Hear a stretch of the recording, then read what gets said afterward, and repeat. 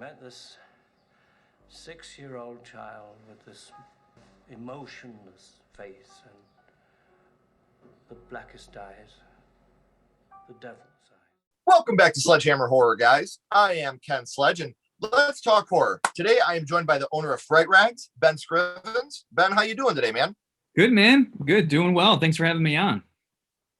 No, it's an honor for me. For those of you that don't know, Fright-Rags is the best place for you to get horror t-shirts, hoodies, hats, beanies, accessories, everything horror related. They even have a book, a little coloring book that you can get on the website. So I have all the links down here in the description. So if you want to get anything from the Evil Dead to Fright Night, they got it all there on the website. So how did Fright-Rags get started, man?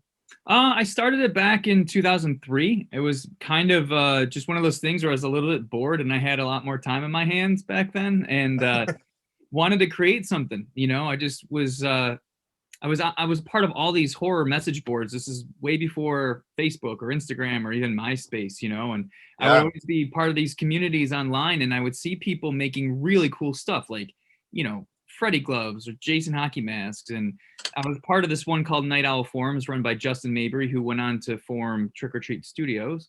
And I became really good friends with him and was just trying to think of something that I could make on my own. And I'm a graphic designer by trade. So, and I've always liked kind of quirky t-shirts, but I've never had horror shirts growing up, even though like I've been a horror fan since I was real little. So I just kind of came up with the idea. The first idea was, what would Jason do as opposed to what would Jesus do? And it was the hockey mask.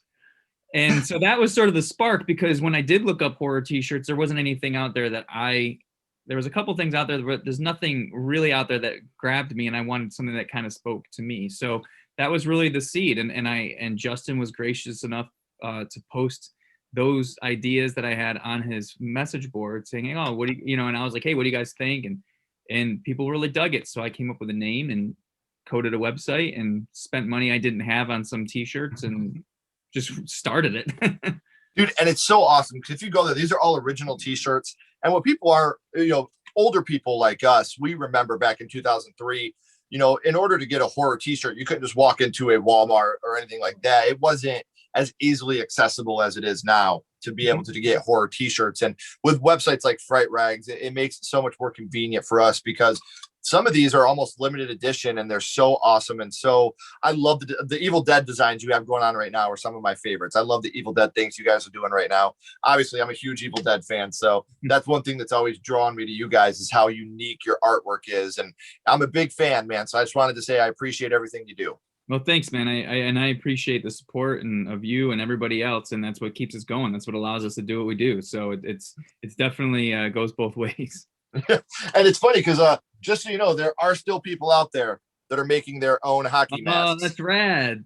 So I love it.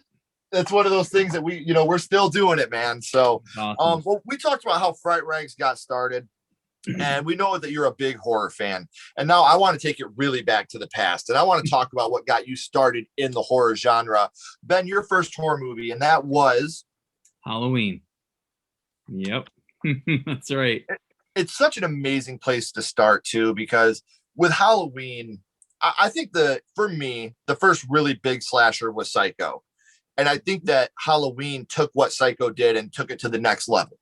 Obviously there was slashers in between, but these are the two that really broke in the slasher genre. And one thing that I compare between the two, besides having the killer, is the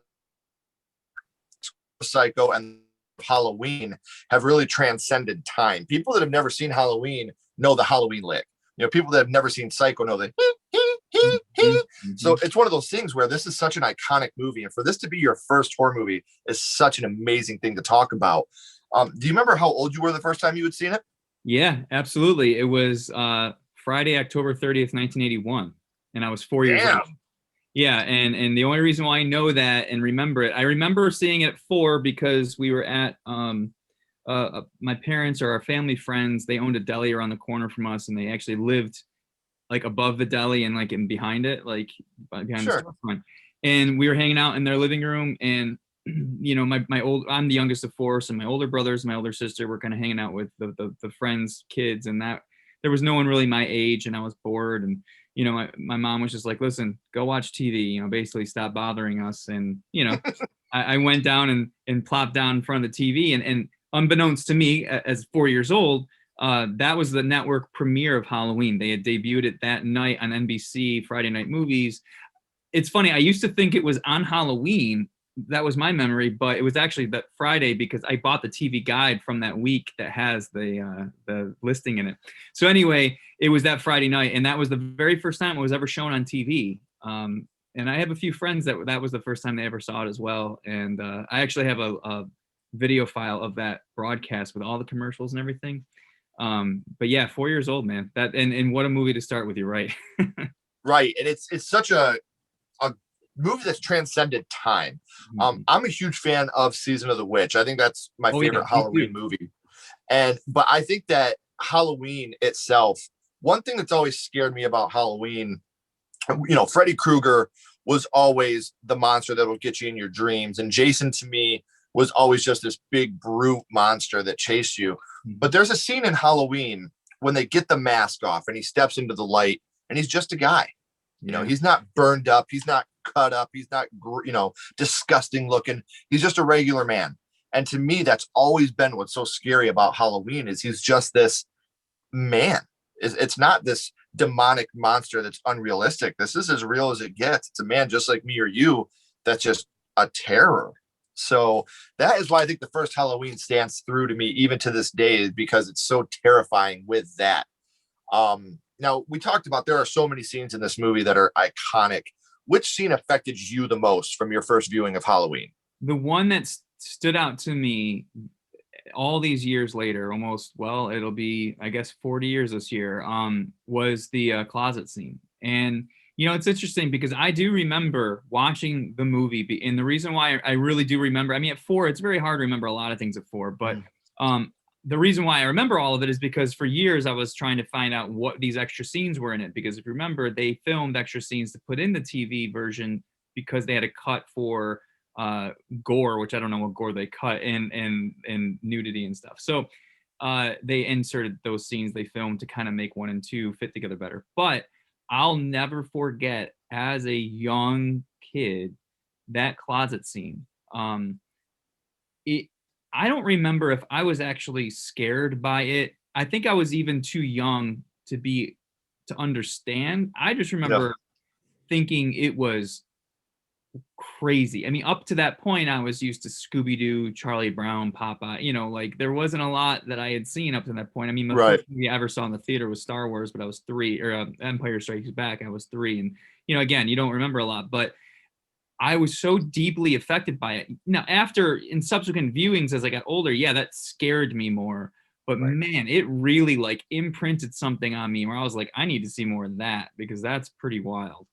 And I've said that before. When people, the reason I like to talk about your first horror movie is because I think I've had people that I've talked to on here that their first horror movie was A Nightmare on Elm Street. And after they watched it, they didn't like it. They didn't sleep with sheets on their bed because the rod scene scared them so bad. You know, our first horror movie isn't always a good thing. Sometimes it scares people to the point where they don't come back for a while. But it always has an impact on you. When you go from An American Tale to Halloween, that is quite the jump. So I completely understand where you're coming from with that.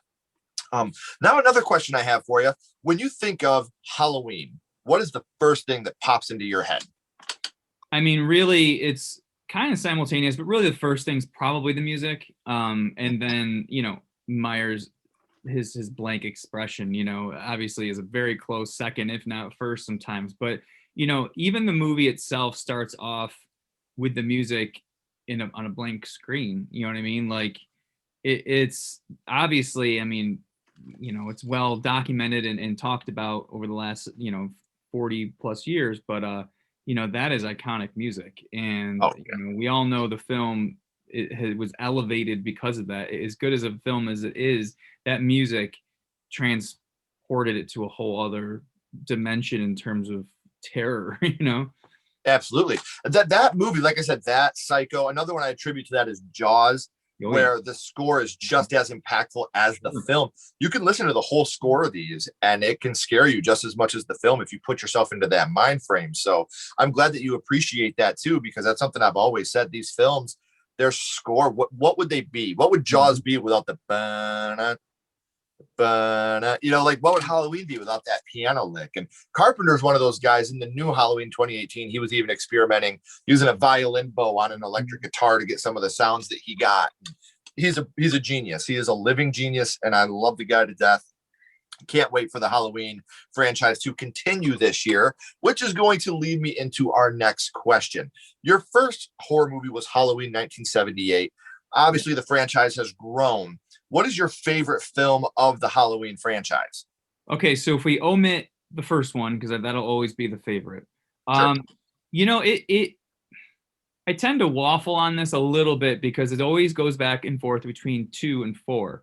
2 I love so much because it does feel a lot like the first one. It's the same crew, it's the same cast with Laurie and Loomis, and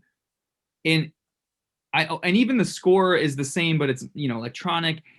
The one thing I always hated growing up was the fact that they made them brother and sister. I never bought into that, even though I love all the films and it plays on that lineage aside from 2018. I was, as a kid, I was like, no, but 4 was the first one I ever saw in the theater. Okay. I was 11. It was October 30th, 1988. And I'll never forget that. And honestly, 4, it's a great film, and it's also very nostalgic for me because I was 11 years old. Michael was coming back again. That time in the 80s, from 81 when I saw Halloween to 88. So even though it's 7 years, it felt like a lifetime to me. I didn't have any other Halloween movies except 1 and 2. I mean, I would watch 3, but at the time I did not like 3, as most people didn't. I've grown to love it. And I put that apart from the series. When I think of the Halloween franchise, it's its own film, right? Right. But I would watch all the Friday 13th and Nightmare on Elm Street because there was one every year, But Halloween, I was begging for a new one. And of course, this is pre-internet and all that. So I searched through Fangorias, and I'll never forget babysitting with my sister. She was babysitting some kids and I was with her. She's older than me, and I was upstairs in this, the person's house, and I heard downstairs on the TV 10 years ago, he changed the face of Halloween. I'm getting chills thinking about it. I ran downstairs, and that was the first look of the movie I had seen. I was so excited. So that experience wrapped around the fact that it's a damn good movie. Yeah. Probably edges out for me in terms of my favorite, even though I adore part 2. It's like part 5 I like for nostalgic reasons. It's not the best movie. No. But I like it for what, being 12 and young kid or whatever. But 4 has everything for me. And Danielle Harris is one of the most underrated characters in the Halloween franchise, for a franchise that bounces around between the timelines and, it's all skewed all over the place. Mm-hmm. I love 4. 5 was the one I watched the most as a kid, so I have a soft spot for that. I've talked about that a lot on here. I watched that tons as a kid. Yeah, man. And I just think that 6 is actually probably my least favorite in the whole franchise. I don't like the cult aspect of it. I just like the idea of him being this evil person. I've never liked the idea of he was evil because of this.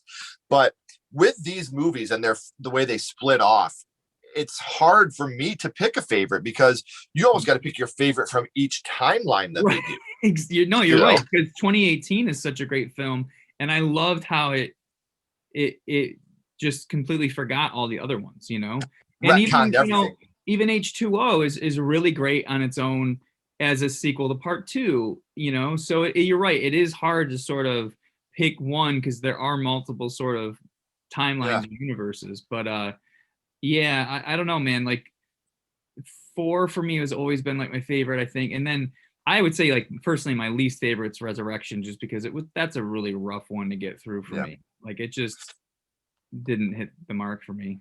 The only saving grace to Resurrection for me is they were a little bit ahead of their time with the live streaming aspect. That's true. Which I respect that, but the film is just not good. Like, the continuity in it, the story in general, it's not a good film. But they at least tried something different, which I can respect in that aspect. But I'm with you. H2O, I think, is It's so great. I'm a huge Scream fan, Yeah. obviously. And, I love the meta horror humor. Mhm. The first tattoo I ever got, I was 14 years old and I went to get a ghost face tattoo.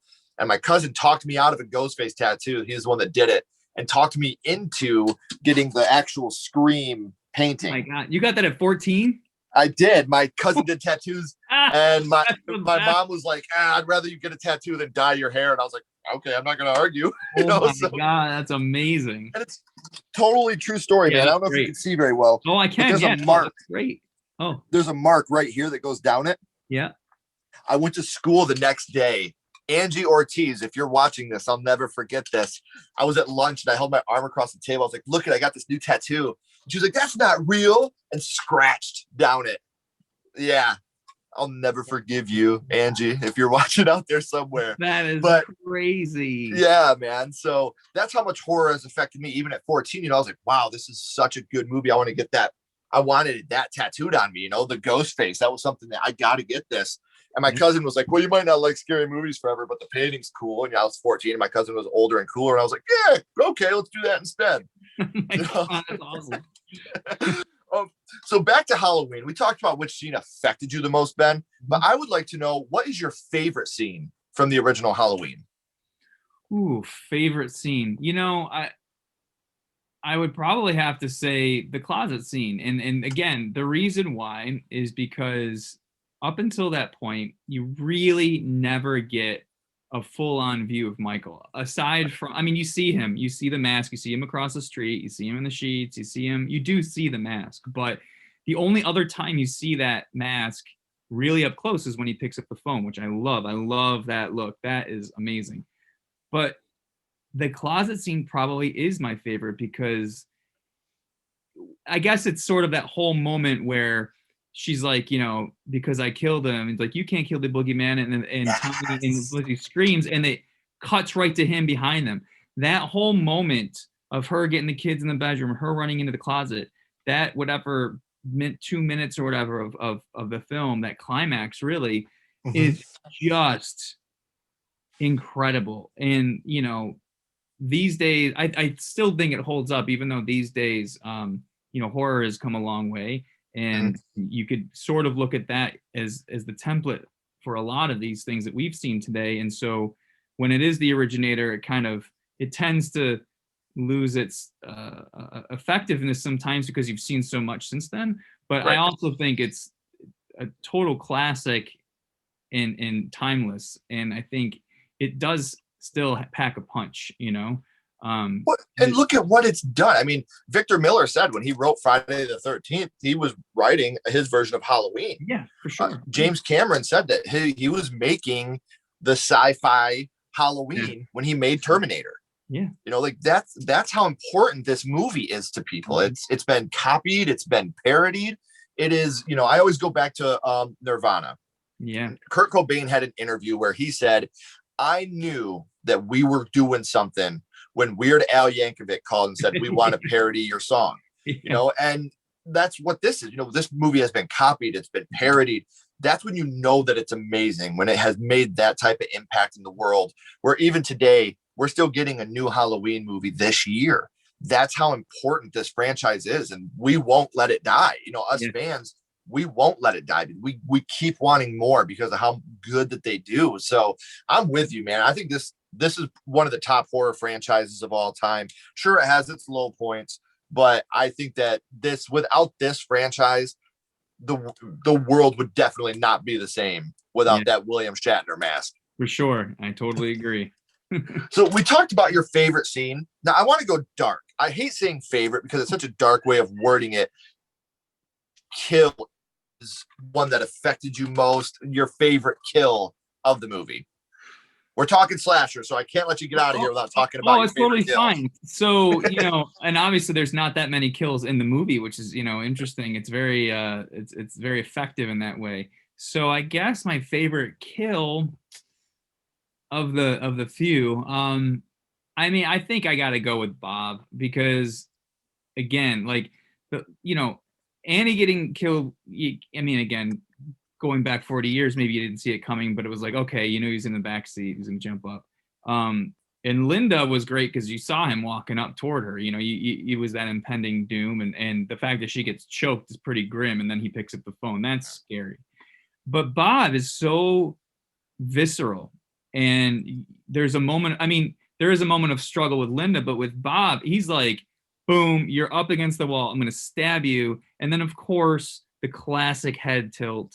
Yeah, and it's disturbing and visceral, and you're like, okay, something is not right with this individual. Clearly he's not right because he's killing people, but holy crap, like it definitely added, you know, again, we're going back 40 plus years at this point. It added a flavor to his character, and it wasn't just kill him. It was, I'm going to stab Bob, I'm going to tilt my head, I'm going to dress up like a ghost and kill him. Like he was in a weird way having fun in some ways, and that, you know, that adds a color to the whole thing. And so Bob, I think, is definitely, I would say, my favorite kill.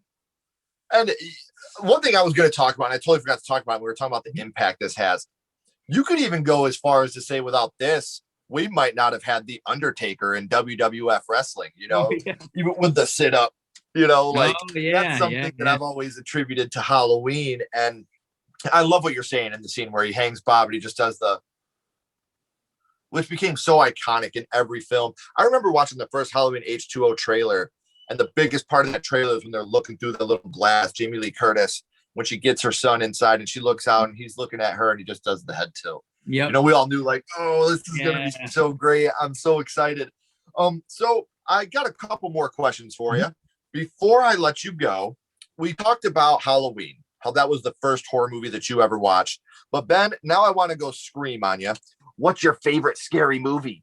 What is your favorite horror movie of all time? I mean, I know I sound like a broken record, but Halloween is my favorite horror movie of all time. It's always been my favorite horror movie. It's always been my favorite movie, period. So whenever I talk about favorite movies, whether it's horror or non-horror, I always have to leave Halloween off the table, because otherwise I keep talking about the same thing over and over again, because that's my favorite.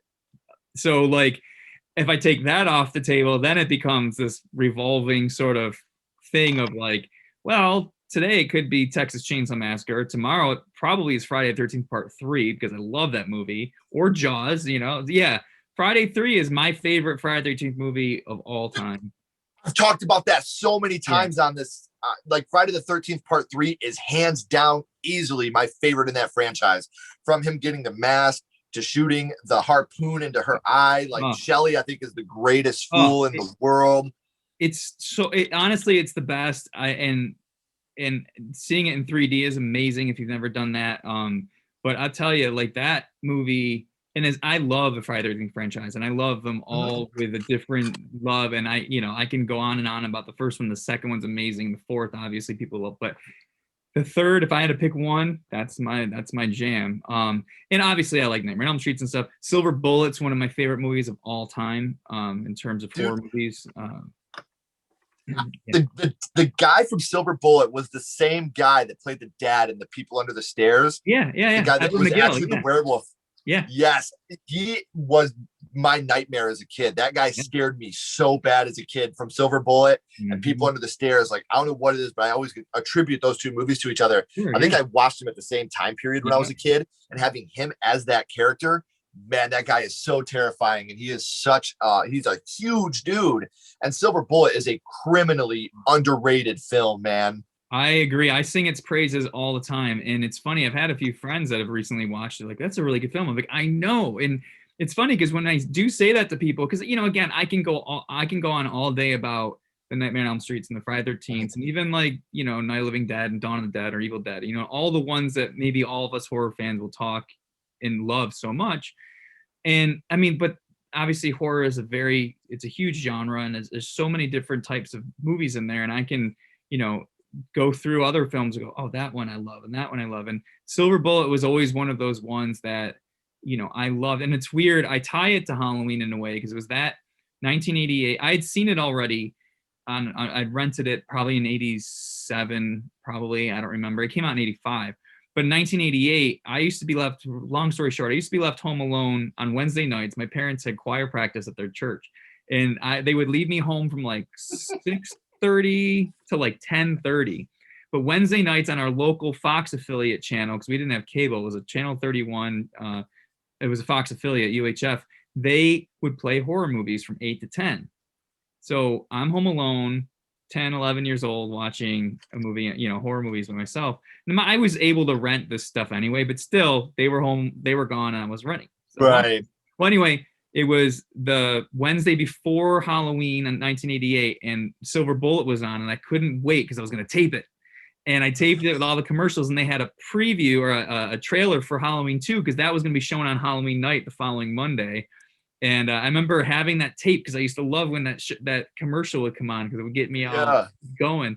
I lost that tape years ago. But anyway, I attribute Silver Bullet to that. But every year since then, 1988, I've watched Silver Bullet at least once every single year for the last 3 years and 32 years now.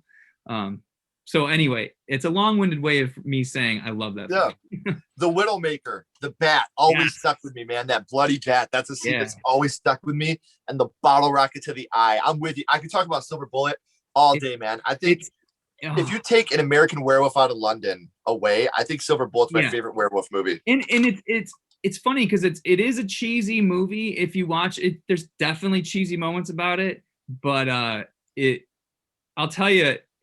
And again, thinking of Halloween real quick, I was lucky, very, very fortunate enough in October of 2019 to visit the set of Halloween Kills.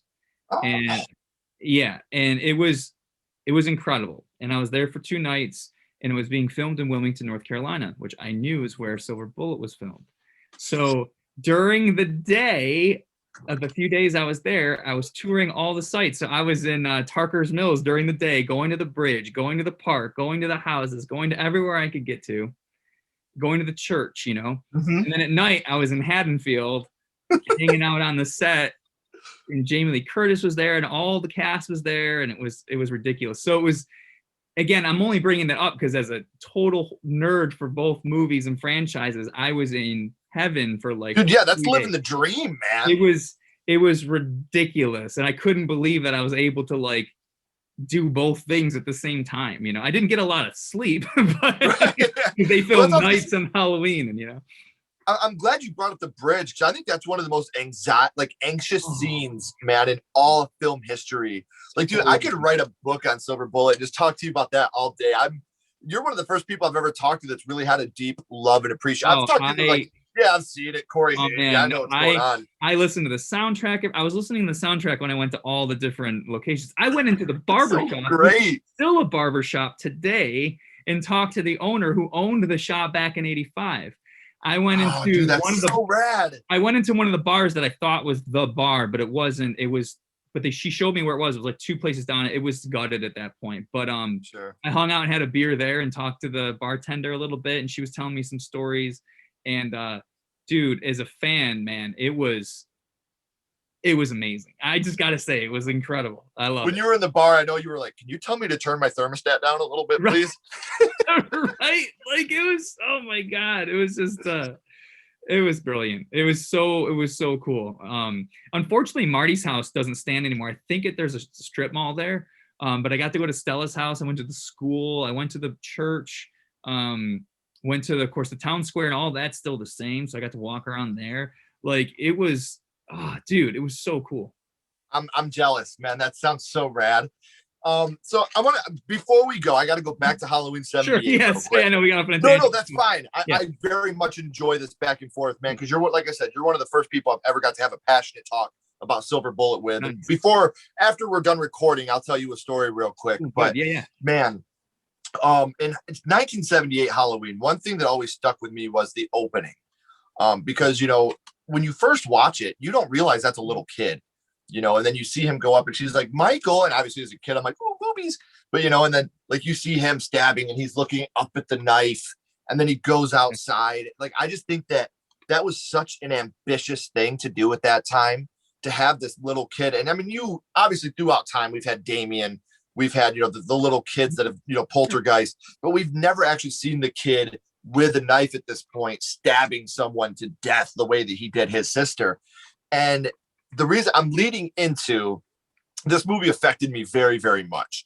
And that brings us to our skull count. when I end these, I end them with a skull ranking. We're ranking the movie on a scale of 0 to 5 skulls, 0 being the worst, 5 being the best. We're not doing this as a critic. We're not doing this on production. We're doing this on what this film means to us and how it affected us. I'm sure I know the answer, Ben, but I still got to ask. 0 to 5 skulls. What's your ranking of Halloween? 0 to 5 skulls, I'll give it 10. How's that? Yeah.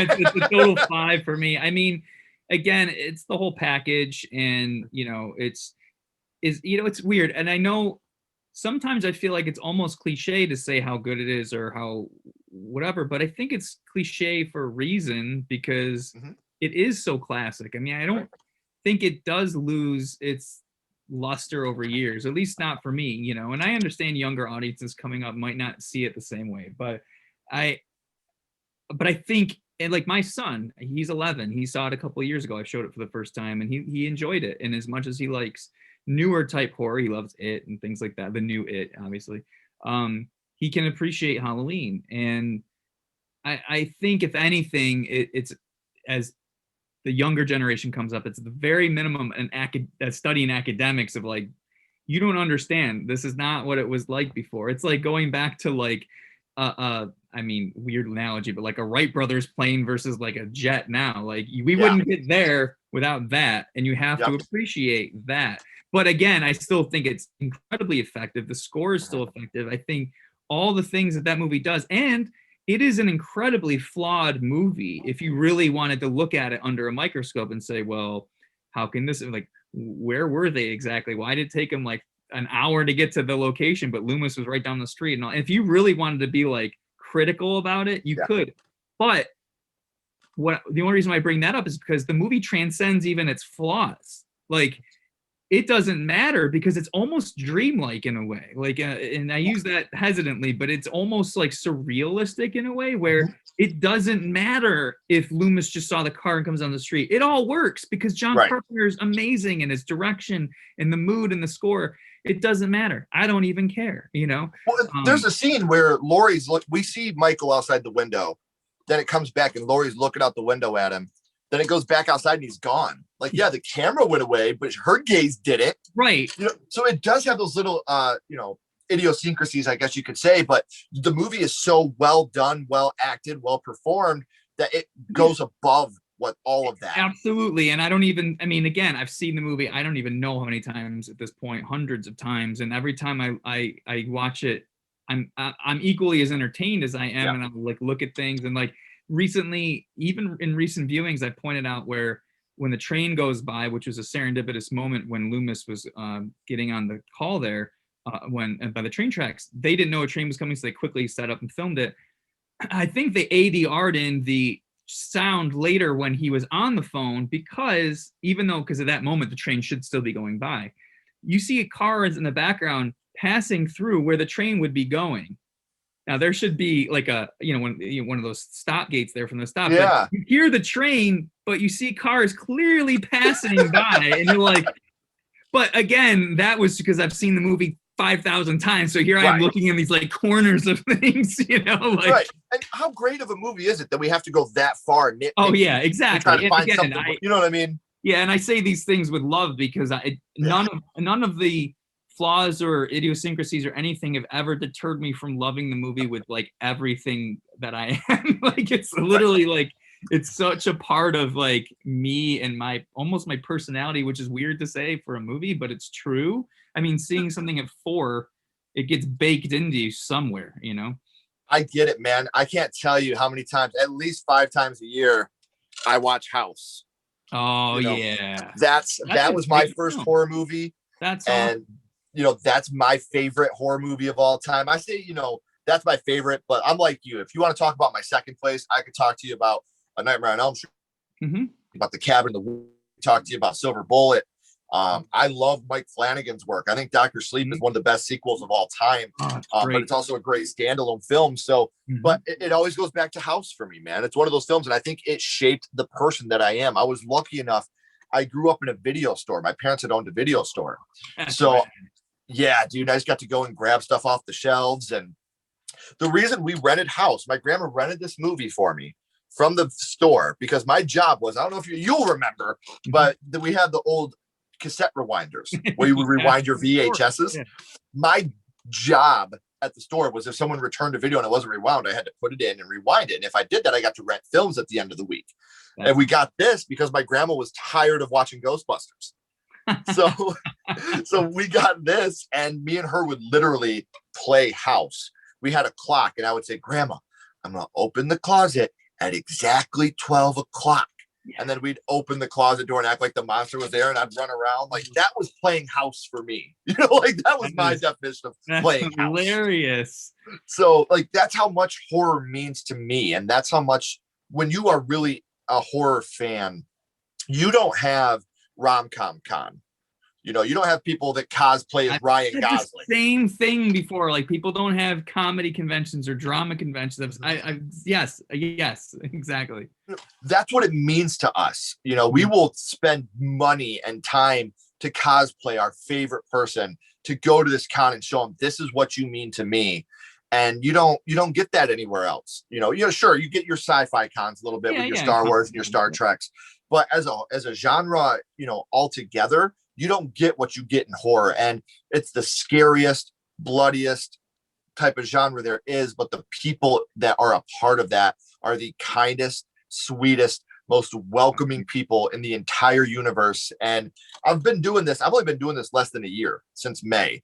And the connections I've made with people, because they're just so willing to help out other people in the horror genre, is so amazing. And I'm taken aback every time I talk to people about this stuff. It's a dream come true for me.